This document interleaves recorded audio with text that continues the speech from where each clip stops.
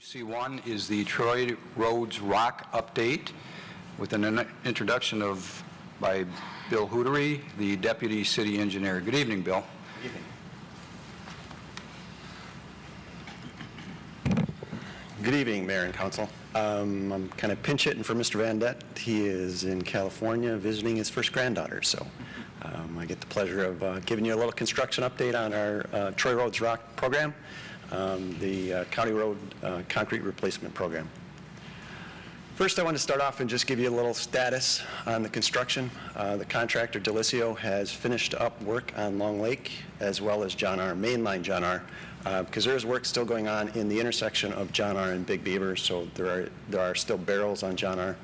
They poured the outside lanes on Thursday, opened them up this morning, and now they're working on the inside lanes. So they had to knock off a little early today, because the incoming rain, which looks to be a wise choice. They didn't want to rip out any more pavement that they couldn't get poured before the rain came. Moving on to Big Beaver, they are working. They started last Monday, the 4th, traveling eastbound. They are working on the 2 outside lanes while maintaining traffic on the inside lane. We did meet with them to look at ways we could mitigate traffic, and the big thing that we came up with was to keep them off of westbound. So they're only working the eastbound side right now. They're going to work the 2 outside lanes. When that's done, then they'll come back, do the inside and the median lane. When Rochester to DeQuinder is complete, they'll flip over, do the westbound side, same fashion. They'll do the outside 2, then move to the inside. All that work, eastbound is anticipated to be complete by the end of August, westbound by the end of September. At that time, then they'll move on to DeQuinder, and we'll have more information on that once they get a little closer. And one other note about DeQuinder, there's an item on the agenda tonight for a cost agreement with the county. The county identified some very poor pavement on northbound DeQuinder, north and south of Maple. The county is going to front the money to do that. Delisio will do the work for us, or for the county, and they're doing the construction management for us, and so they'll also do that for that work. But it is something that needs to be done, but it is not in Troy, so it was something that the county came up with the money, and the agreement's on the agenda tonight. The county has 2 projects as part of the Troy Roads Rock program, the first being Big Beaver, which is going to be a pretty intense project. It's a fairly compressed schedule for the amount of work they're doing. There's about $3 million in slab work to be done on Big Beaver. The first part of that, they're looking at starting August the 18th at the Adams-Big Beaver intersection. The intersection itself will be totally reconstructed. So in order to do that, they're going to close Adams Road to north and south traffic. There'll be no traffic that can go through north or south on Adams. There'll be no turns from Big Beaver to Adams. So one benefit to that is Big Beaver traffic will be maintained in one lane and the signal will flash. So traffic on east-west Big Beaver will be able to move through the intersection pretty well, we expect, once you get into the one lane of traffic. The intersection closures, about 4 weeks is what they're looking at, so it is going to run past Labor Day or thereabouts, so it probably will impact school. That is something they're working on coordinating. This project does have NHPP money, so it is federal money that's in that job. Once the intersection is complete, or once they get to a point where they can start moving, they're going to start moving eastbound. They're going to do the same type of thing we're doing, 2 lanes, maintain 1 lane of traffic, while traffic is fully maintained on the westbound side until they get down by City Hall and turn direction.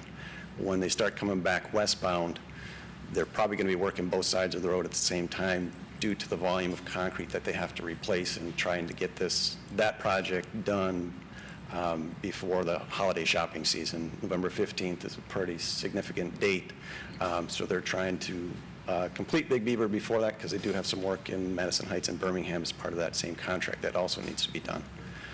The Crooks project, we are still waiting to see what the contractor schedule is, but we anticipate that one also starting within the next 2 weeks. That one is not as big a project, it's about $1 million. That is all risk reserve or the Priority Roads Investment Program. It's all 100% state money, and it's being run by the county, Waddles to Square Lake. So if you want a real quick overview, I mean, Delisio has completed the work on Long Lake. They've completed the work on John R.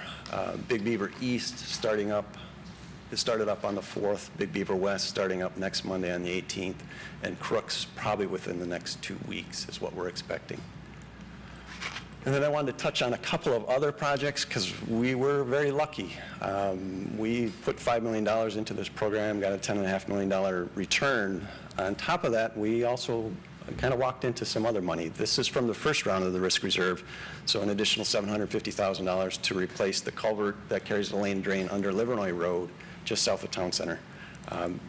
Senator Papa George and Representative Howlack worked with us, worked with the county to get our projects into the program, push them as priority projects, and we did get funding for this one.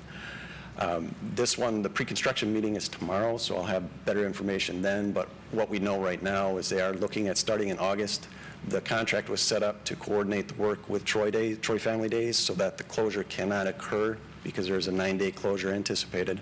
The closure cannot happen during Troy Days, and what it looks like is probably after Troy Family Days, just due to the fact they have to have shop drawings and all the materials on site because it's going to be a Friday evening closure through the following Monday is kind of what it's set up right now. Dan's Excavating was the low bidder on this, so they're more than capable of getting it done. They're doing the big job out in Livonia on 96, so we've got a lot of confidence that they can get this done, and it's looking to be complete at the end of October. The other projects, the Long Lake project was mentioned previously, and there is the MDOT. We finally got the MDOT cost sharing or cost agreement that's on the agenda tonight as well. $1.5 million through the Priority Road Investment Program. It's 100% state money, no local match. It's a prepay. Agreement gets executed by us, executed by the state. We submit a form. They electronically send us $1.5 million. We build the project. We've got a bid opening scheduled for the 13th of August, so we got things, once we got notice of this, we went straight to design. We're going to come back on the 25th with a bid award, start construction probably right after Labor Day. Obviously, we've got some coordination issues with the high school, but this is mill and overlay, so it's not slab work, so it is something that they can mill off pavement, maintain traffic on it, put it right back on, temporary stripe it, get traffic on it while they're doing other types of things, and hopefully we can work with them to do some of the work on, maybe do some of the heavy paving on the weekend or something like that to try and work to try and minimize the impact of the high school. The $400,000, we don't know a lot about that yet, other than it was a project that was awarded funding. It's an overlay on I-75. They've done a lot of the joint repairs, taking out the little speed bumps that people like to call them on the joints along 75. This at $400,000, it appears to just be a real simple, thin overlay. So it's something that we'll get more information once MDOT lets us know. We still are looking at completing up work by mid-November. Page views to date, this was as of last Monday, a little over 8,000. I think the last time you saw this, it was 5,000 something, so the word is getting out. DPW has graciously lent us Bob Schultz for Big Beaver. He is going out door to door, knocking on businesses' doors we've got a press release that he's handing out. He's coming back if there's questions, concerns, so we're trying to hit him with the website information, with anything that we can to try and make things as palatable as possible, because we know it's going to get pretty dicey here in about another month when all these projects start up and we have closures, and school traffic is really going to be the big wild card now, because right now you're in August, a lot lower traffic volumes, and it can get pretty hairy sometimes. But when school traffic starts, it could get real intense. And then Kurt's going to come up and talk, because this is what we like to call halftime. And I was just running a few numbers. If you take the $10.5 million Troy Roads Rock program, you throw on the $750,000 in money we got for the lane drain, the $1.5 million we got for the Long Lake overlay, and the $400,000 for I-75, our $5 million investment now is turned into about a little over $13 million investment for major roads in Troy, which is phenomenal. You throw on what Kurt's going to talk about, almost $7 million on our locals and industrials, you're talking a $20 million road program. Which is unheard of for a local. It really, really, really will make a difference in how people move around Troy. So I put the picture of snow Kurt accused me of. If it does that, it's not my fault. We just deal with it. Good evening, Mayor and Council. Good evening. As Bill indicated, this was kind of like the halftime show, and this is the preview to the second half. Most of the numbers you see up there are pretty consistent what we invest into our major industrial and local roads, except for the local roads. If you recall, when we started the Troy Roads Rock program, the contract was awarded to the DPW contractor, Delicio. So what we decided to do is we decided to postpone about just over $2 million local road project from last fiscal year to this fiscal year. So the $5.5 million does include some leftover funds from last fiscal year. But the major road projects, which we'll be investing approximately $100,000, include the Waddles and Coolidge intersection that was last constructed in 2005. That was a white topping project, so what that means is that was concrete actually put over asphalt. It was milled down because of a speed hump issue. That has deteriorated over the last 9 years, so we plan on doing an asphalt overlay to the top of that. The base is good. Engineering will actually be letting that. And then some miscellaneous slab replacement that we didn't catch with the Troy Roads Rock program. This is for our major roads, our major road concrete roads, which pretty much cover Rochester Road and Coolidge are our concrete City of Troy major roads. Industrial roads is a $1.3 million investment. Currently, we are working on New King Court, Tower Drive, and Wilshire. And then later this fall, we'll be working on Corporate, Town Center, and Kurtz Boulevard. Town Center will be coordinated again with the Livernois lane closures for the lane drain, Troy Family Days, along with the Amber Apartments development on the corner of Livernois. I talked to Mr. Amber, and we're coordinating because they have to bring in utilities. They're going to do additional curb cuts. We certainly don't want to put in a new road and have them come in and tear it up to put in utilities in their curb cuts. So we're coordinating with them. Our local roads, again, $5.5 million. That's spread out through the city, and this is a picture of what we have done from 2014 through what we're projecting to do by June of 2015. There's a lot of local roads in there. I wasn't going to go through all of them. However, the ones that we do intend to work on this fall are the ones we postponed last spring, which include the areas down at DeQuinder and Big Beaver, and what we call Section 25, that was postponed. Amberwood, which is Rochester and South Boulevard area, and then Section 8, which is Northfield Parkway and Coolidge. Those were the ones that were postponed. We fully anticipate on completing those this fall. And then any of the remaining funds will be completed by June 30th, 2015. Sounds good. Any questions for staff? Looks good. Good job. Bill, I see that you are communicating with the Somerset Collection through this project. Yeah, I have contacted John Mizak, General Manager, and I did send him a new email today because we had staff or agenda prep this morning, so I wasn't able to go to the Big Beaver pre-construction.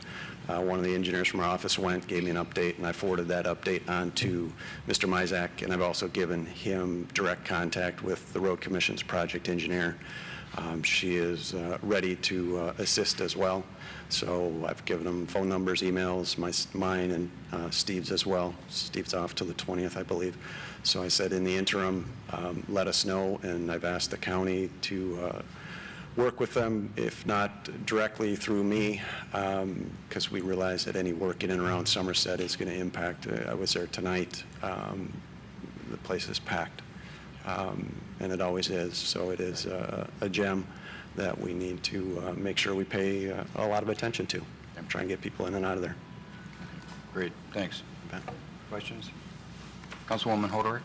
Just a quick comment. I noticed in the agenda packet the letter of appreciation from a family that had a wedding in town, and they were going to be navigating around our Troy Roads Rock, and they probably would have thought they didn't rock, except for it sounds like you guys did a nice job of helping to guide and direct them around. Actually, Mr. Vandette did that one personally.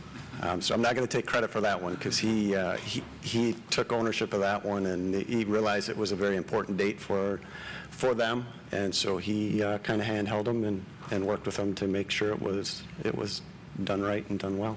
I appreciate the extra effort, and I know, we see letters that come through from people where they're seeking advice and whatnot, and we know that on top of the engineering and the matching of funds, that the hand-holding of the public, our customers, is also going on. And I guess I just want to personally acknowledge out loud that that is happening and express my appreciation. One of the unique things we've seen with this work, although very intrusive, we are getting calls, and not a ton of calls and emails, but we're getting enough. But what's different is people have concerns, but they're saying thank you. They're saying thank you for the work. We understand why it's being done, but can you look at this? So it's a much different tone with this type of project because the roads were in such poor condition, and so many communities are not doing anything. They're just passing the buck. Federal government just passed the new highway bill and just kicked the can down the road again. So it is something that I think all of you should be proud of for stepping up to make this money available, because I think it will make a huge difference. And we hear from the business community. They come in and they say, we can't believe what you're doing to your roads. It's phenomenal. So it's a testament to the city of Troy and our ability to do this type of work and to still continue to pull money in from the outside, which is what we had hoped, that money begets money, that we get money and we know how to use it in the best fashion. We know how to get it. We know how to get projects out. We know how to get them built. We know how to get them built right, and we know how to get more money. So we're going to continue to keep looking for it. Great. Thank you. Thank you. Thank you.